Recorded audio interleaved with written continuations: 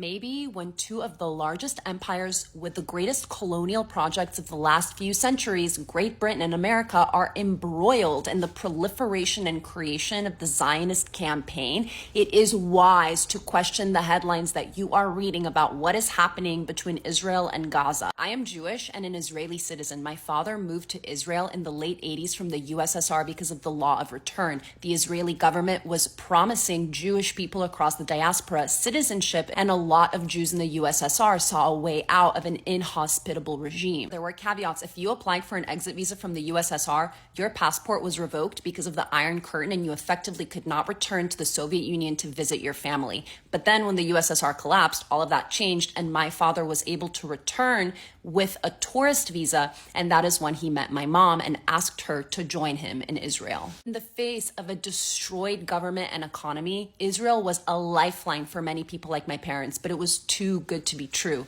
because when my mother, a non-Jewish woman, arrived to Israel, she was systemically bullied by the state to convert to Judaism just so that she can have minimum wage job prospects and get her children into schools. My mother had to hide in the closet of the bakery that she worked in because when the rabbi would come by, he would try to fire the Russian pig who was making the food unkosher. Conversion is a 2-year-long rigorous process in which you have to study rabbinical texts. And my mother doesn't speak Hebrew. She's an immigrant. She is poor as fuck and pregnant. It is the last thing that she wants to do just so that she can safely work for very little. My mother wasn't even receiving the brunt of the oppressive force of the Zionist state because she was white. I remember when I was in the 2nd grade in Israel, we had to do a diversity exercise where we were to go up to a board and put up the name of the country that we have associations with. The first child to go up was an Ethiopian kid, and at the time, and I believe still to this day, there are more Ethiopian Jews in Israel than there are in Ethiopia.